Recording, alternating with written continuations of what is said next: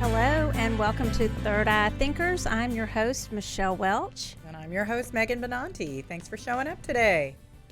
You look pretty today, Megan. Oh, well, thanks. She looks like a ray of sunshine. You got red and orange, and you match your jewel box, your treasure box over there. That was kind of an accident. All coordinated. Yeah, I feel like this is my Bo Peep outfit. So you kind of said that, but you look darling. I love it. Yeah, I love your necklace. Well, Michelle always looks beautiful. No, so.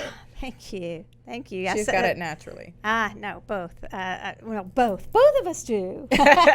Natural radiance about us. Yeah, we got good auras, right? Yeah.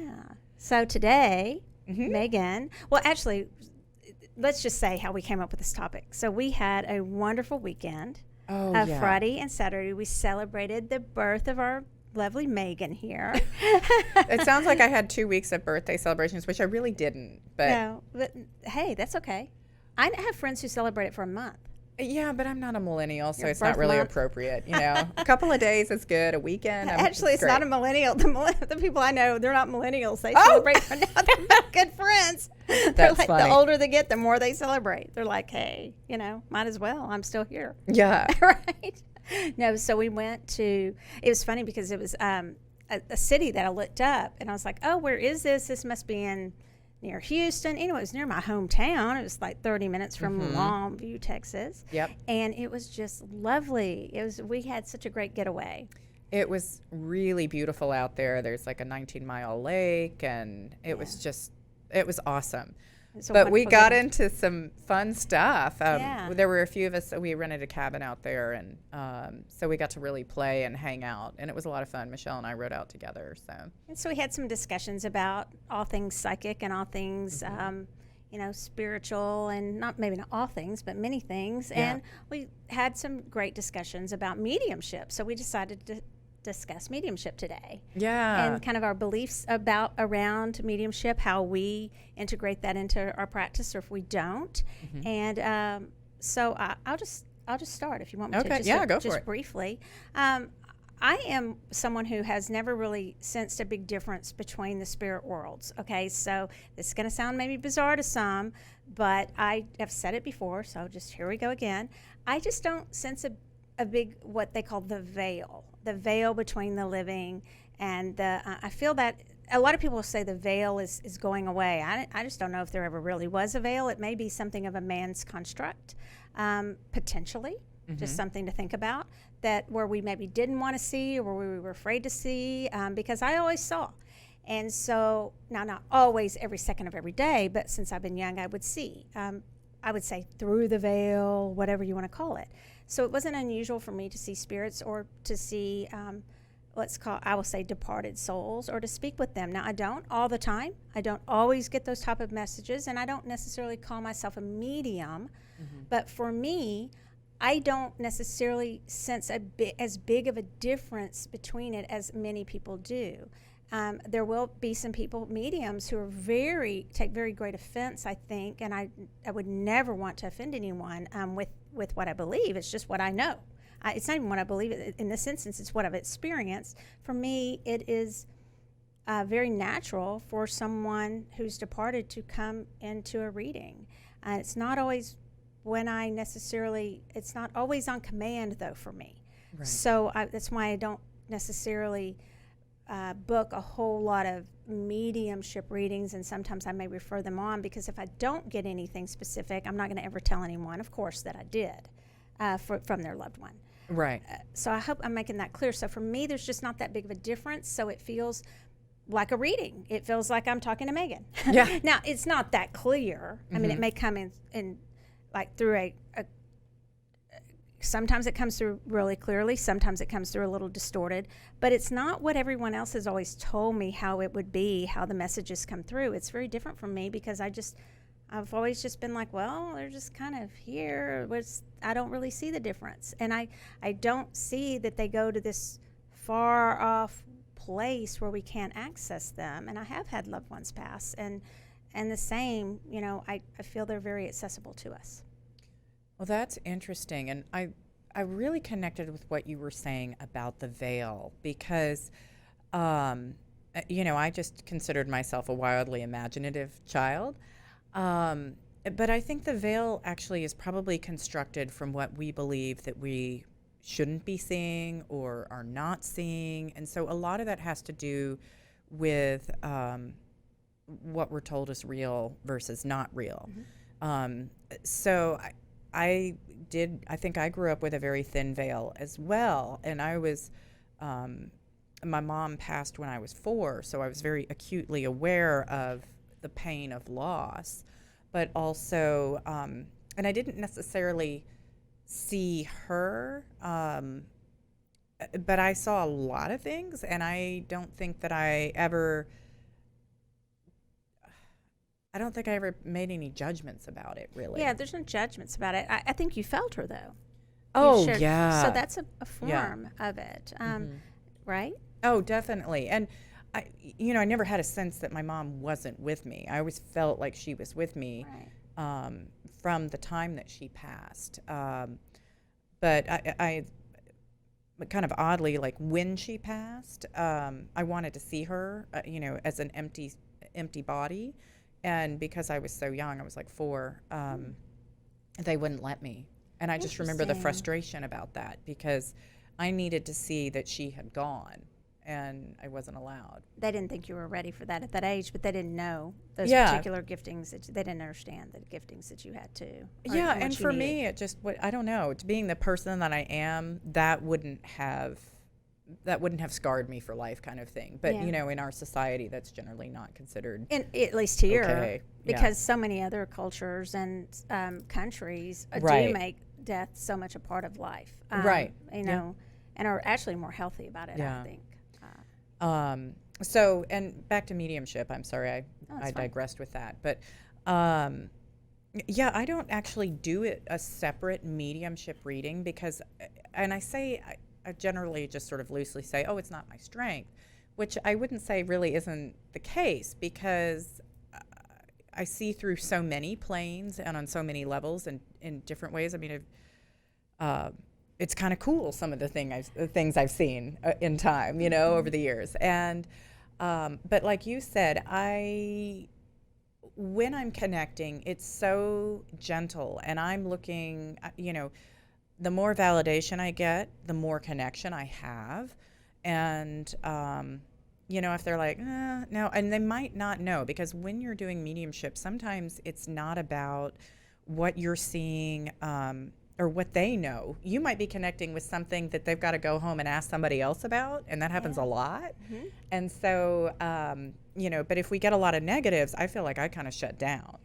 Well, and I think that for you, you and I see the same way. I mean, on the different, I believe in past planes, future planes. I believe in future readings, not just past life readings. I believe in connecting with people on all planes, and I feel you just said the same thing with you.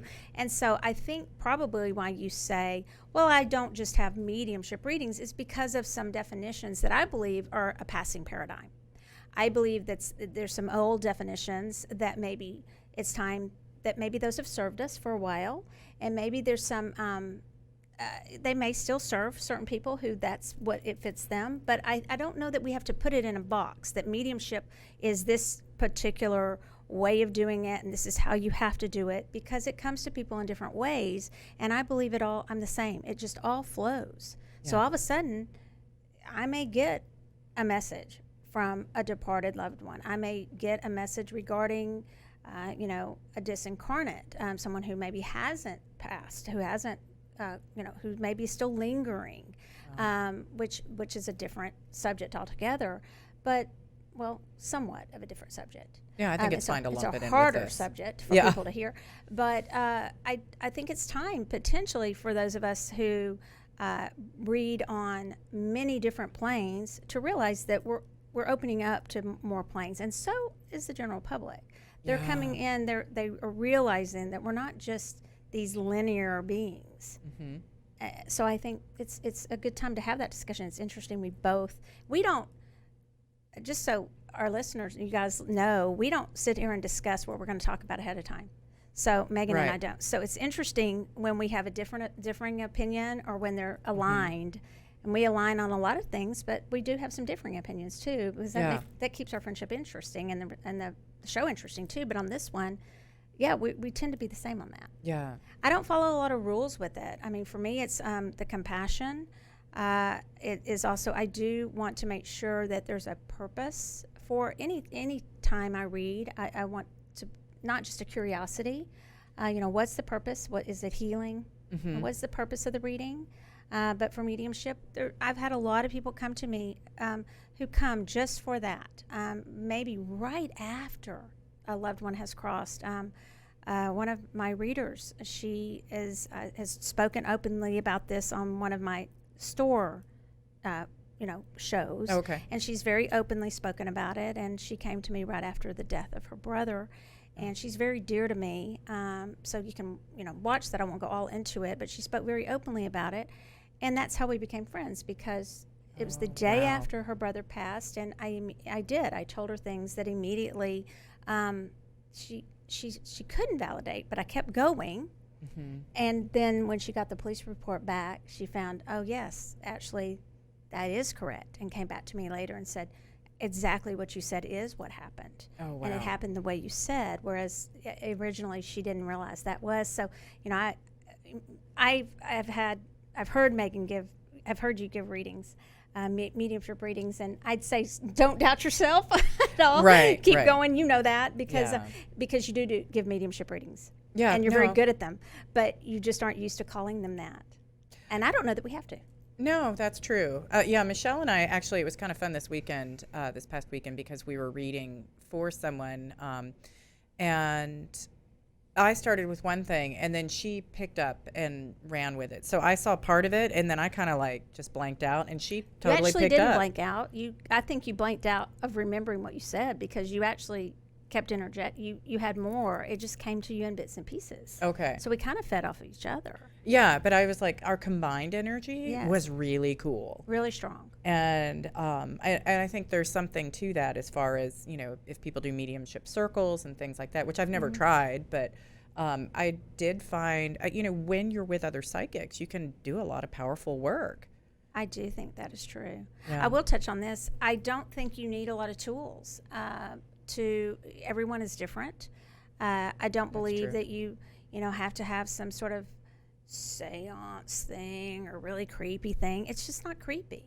No. They've just moved on to a different plane, a different, I'm just going to say a different plane. Right. It's just a different frequency. That's it. And I don't think that has to be, it's not spooky at all. It doesn't ever need to be that. And for the people who feel like it's spooky, or you're dipping into an area you don't need to go into, I have never experienced that. I've experienced love coming from the ones that I speak to, and maybe that's just the intention I set, and that's what comes through for me. I've never had anything come through where I have heard people say, well, I don't want that relative to come through, I don't want this to come through, but to me, they've crossed, and they're dealing with some things in a different plane of existence, and so they still have ego to a certain extent, but they're dealing with that and working on that. Right. And so it's the vibration and the frequency is just different, and potentially it is because I've said it of love and light and that alone to come through. Mm-hmm. But I've never really had anything scary in those situations come through to me. I've never had anything negative come through, and that's also one of those things that just fascinates me, though, that people get really worried about what's going to come through. And I know it's out there because there's stuff on it, ghosts and hauntings and all that. And but I just never experienced that. My stuff has always been really positive. I'd say if a disincarnate, which is what I call someone who, a ghost, basically, that hasn't crossed, and I do think that's a completely different show that would be very interesting for us to do. So let's mark that we'll do that. But I do think that it's not really so scary. It's mainly sad. And I always get very actually irritated with people who make, let's go do a ghost tour. And if they really believe it and they really see a disincarnate, if they truly have, and they're truly in a place where someone's trapped, then they should try to cross that person to the light, because that person's sad. it's such a sad situation. Why would they want to keep them here? Why would they want to hold them here and profit off of that? To me, I would want to help them to transition to the light. Yeah, absolutely. Do you ladies think that it feeds from the energy you're giving? Because if you, Megan, you were saying that, you know, you only had positive energy come through. So, you know, you have very good positive energy. So I wonder, you know, you kind of attracting good energy and everything else kind of stays away. Yeah, I think I'm very well protected by my guides and angels. I just think I always have been, but I'm kind of fierce. I've got a lot of lion in me. I'm a Leo. And even I had some healing work done on me recently, and she said, "Oh, the angel Ariel came through," and I was researching that, and Ariel's often represented by a lion, and so and I was wind, like, by the way. yes. So it was really cool because traditionally my symbol that I'm always drawn to is a winged lion. Yeah. And I was like, oh, well, how about that? I mean, I literally just put one in my driveway last week. Oh, that's cool. Mm-hmm. I do agree with that, Anna. I think that it's the intention we set. We align with, now, do I think sometimes somebody might come in for a reading who's looking for something a little darker, or looking for, just for lack of a better word, because there is polarity. I mean, that's a law of the universe. There's polarity. There is. So does that mean good and bad? Not necessarily. It just means polarity. I can't define that. I can't judge it. I just know how something feels, and if it feels not in alignment with my vibration, then it might not feel so good to me. So as a reader, I have gotten sad information. And I'm very honest about that. And I do know I have struggled in my younger days with negative things around me. I have struggled with that. I do think that that's very real. Mm-hmm. And some of us are called to do that work. So it doesn't necessarily, I would say it doesn't necessarily mean that someone has a negative energy if that's who they work with. It may be that that's just their calling, is to work with those types of energies. Does that make sense, Anna? It does. It does make sense. Yeah, so I think it can be both. I think very positive people could work with a lower vibration energy to help people with that. That's my opinion. Yeah. And on that note, we have roughly 12 minutes left. Oh, okay. All right. You want to go over your crystal? Yep. Okay. So quickly, I brought my crystal today. I brought Moonstone, and Moonstone can come in different colors, just based on the way it's formed, and some anomalies that may take place in the crystal. So you know of the white, bluish Moonstone. We have a picture there, and it looks a little more. That picture actually has some gray. So I said black Moonstone. Gray or black Moonstone, I believe, can help connect us with our mediumship. There's a lot of different stones. Mm-hmm. I keep this beside my bed, the black Moonstone or the gray Moonstone. It comes in peach, white. The rainbow Moonstone, by the way, that is labradorite that we've gone over before. Mm-hmm. So when you hear that, it's the same thing. But the blackish, you can see some peach in here too. The black or gray, I believe, just kind of connects us with the other side of the veil. Because of that terminology that has been used so much, there's some universal consciousness to that, and people believe that. So it just connects us with that. It's a very feel-good stone. It'll also help you sleep. It also helps with anything moon. It's very soothing. I'll cut it short because of time, but the black or the gray Moonstone is what I would do for some mediumship. Again, a lot of other stones. The one other thing I'll say about crystals is I think that crystal would need to be a very personal crystal to you. If it's one you use, work with your mediumship. I have one on my desk that I grab all the time. It's actually not a black Moonstone. It's it's a quartz crystal that has some other properties in it, and I don't let anyone else use that crystal. Yep. That's a personal crystal to me. I don't use it for crystal healing. It's just mine. Right. No, that makes sense. I actually am oddly protective of my crystals, which ones I'm going to use and which ones it's okay for other people. Right. So which herb did you bring today? So today I brought black-eyed Susans, also known in the Latin form as rutabacia. And black-eyed Susans are kind of cool. And this was an interesting one for me because intuitively I was searching. And sometimes they say it can take a while for a reading to come to fruition. This was a reading that I had 18 years ago. And I was meeting, we did a group thing with a medium. It was Marvina Meeks. She's from the Dallas area. I don't know if she's still around or not. But she said, oh, your mother is showing me black-eyed Susans. And I was like, I don't know what that's about. Well, yesterday I found out, which was really cool. So black-eyed Susans, they're kind of, it's an aggressive clearer. And sort of like using, Gray or black moonstone? No, but the one you said. Black obsidian? Yes, because you said it's kind of aggressive and it Yes. happens really fast, and you sort of have to be prepared for that kind of change. Yes. So, so it's going to clear what is no longer serving you emotionally or spiritually. And if you're interested, I was researching in The Magic of Flowers by Tess Whitehurst.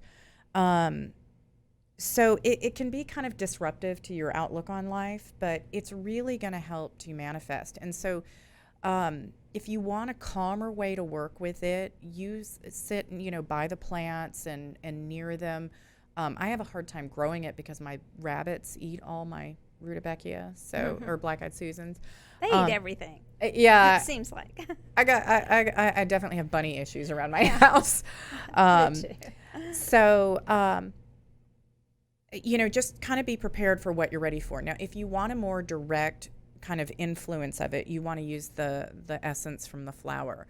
And you can add a droplet to a mister, and you can have other things in that mister as well. No more than like 4 drops, though. It's pretty intense. Just be prepared for the amount of change. It can also be really grounding for you. And kind of connect you to the earth. So if you're working in a field where you have to deal with like heartbreaking situations, like in a trauma hospital, or you're dealing with drug addictions or something like that, this is also a good time to kind of use that oil, because it's going to help you to ground yourself and be really steady through the difficulty. It was really cool. Another thing that Tess had mentioned in the book too was that it's a good balance for positive, negative. So it brings in that yin and yang, because you have that burst of yellow and then you've got the dark center. And so it is that idea, because some people think of the veil as being sort of a dark veil, and so you're entering that other world. So if it's something that, if you want to try to connect a little bit with a loved one at home too, you can have a bouquet of flowers around you or something like that. I would be a little conscientious about going directly into an essence with it. Right. But Interesting. It's interesting how you said it can be grounding too, because people might think, okay, if it's grounding, then how is that going to help you connect to the spirit realm? But actually, when you do mediumship, you need to have grounding and be connected, which is actually something that I failed to say about the Moonstone. The gray or black Moonstone does the same too. It kind of connects you between the realms. So you're grounded, but you're also connecting between those realms. So that's interesting. yeah. I sort of think of myself as like a hollow cylinder sometimes when I'm trying to work. To channel, to funnel it. Almost So like a I'm funnel, a rooted channel. and then reaching up too. Yeah. So. Do we have time for a reading? Okay. Okay, so let's do this. You want to pull out your deck? Yeah. Her So- deck was sparkly, so we had to go with that one. So again, we have Chira Marchetti's deck. It's called the Reflections deck. This deck is, let me see if I can get this over here. Megan, can you? There we Yeah, go. you got it, It's a sister. beautiful deck where he has picked some of his favorite cards from all of, maybe not all, but favorite cards that he's done from his various decks. He has a lot of different decks. So this is a beautiful, beautiful deck. And I will begin to shuffle. Do you want charms? And yeah, let's do whatever you think. Okay, let's go for charms today. So I'm going to pull out 3 here. How much time do we have, Anna? About Maybe 2. Let's see what we 5 minutes. a few minutes? 5 minutes. 5 minutes. Okay, well, let's do 2. Okay. It's okay, no rush. Okay. So, do you want to see? Did we have anybody specific that we're going to do a reading for? I'm going to let you take these. okay. So I- first off, charm-wise, while Michelle's looking to see if there's anybody specific we need to read for, we've got 2 charms here that you guys can choose from. And so we'll do a reading for each, starting out.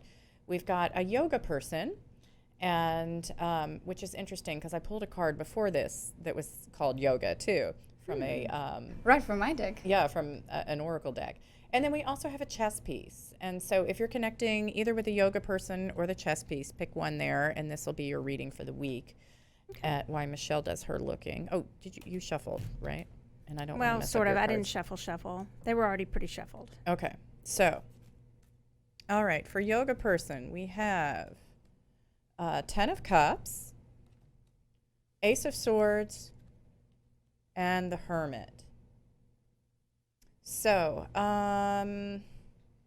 you have Want a me thought? to go? I do. Yep, go for it. So, in general, the first thing that comes to mind is this is a person that, for you, if you pick the yoga, it is a time. It is a time for you to enjoy some things in your life and to take the time to enjoy them. Take the time to enjoy your family, whatever that looks like for you. Whether that's you with your animals, you with your children, you with your spouse, whatever that family looks like for you.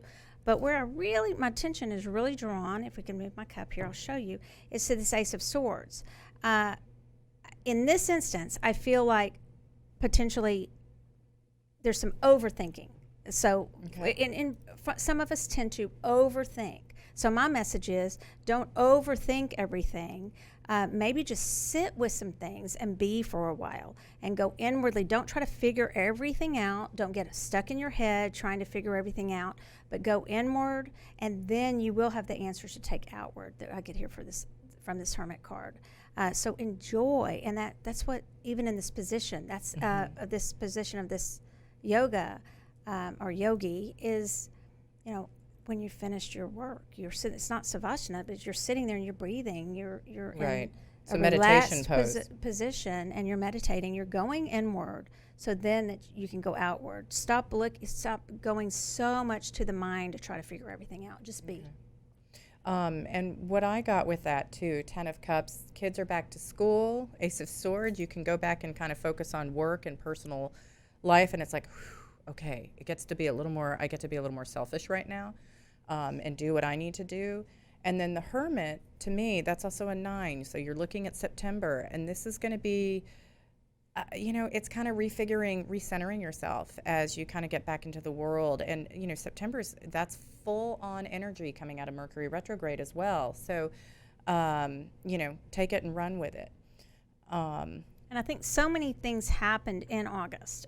So now that it's time to just, to some extent, to just be in September. There's some things to take and run with, but also I'm really make sure you just take the time for yourself too.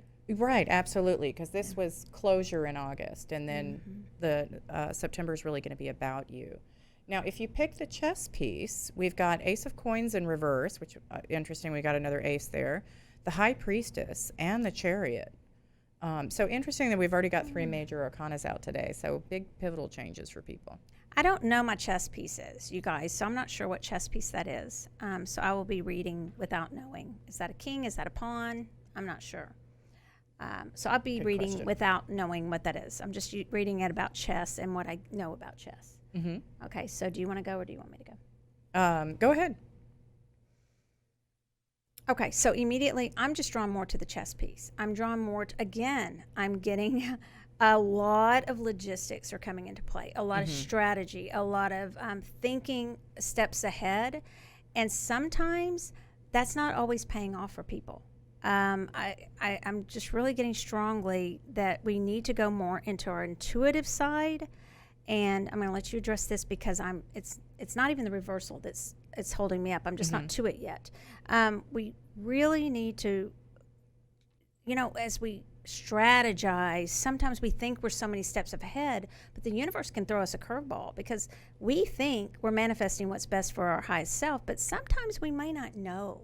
So sometimes when people are doing this, I'm big on the universal laws right now because everybody knows about the law of manifestation. I'm going to manifest. I'm going to manifest this in my life, but they forget all the other laws. Yeah. And so they forget that there needs to be balance in their lives, and so they're not really sure what really is best for their highest self. So sometimes we get a no when we manifest. And so, but there's a lot of drive coming. So if we'll check in with ourselves and then I'm getting this as personal drive to move forward, to move our pieces, and don't be afraid to make a move. You don't just have to stay there till everything surrounds you. You can make a move, but go inward first. And I do believe this has to do with some people, specifically with their work this week. You're going to have to apply that how you think, since we're reading broadly. You think it may apply to your work or specifically to your finances, but I do think you need to go inward first before you take action. Yeah, and what I'm looking at with that Ace of Coins in reverse too is that, that career had been kind of a focus, and in August, and that really got held up and tied into that that Mercury retrograde energy. And so, High Priestess, now you're kind of ready for the next move. We're going from 1 to 2, and this is part of your personal evolution, and it's really opening up spiritually and dynamically, and trusting your intuition, and also building some stability in the background, and some emotional stability, which might have been a little thrown out of whack during the retrograde. And then going forward with this Chariot energy, that's going to be fast moving, and you're also going to be in a position where I really think you're going to need to take charge of things, and you're going to be comfortable, but it's going to be go, go, go.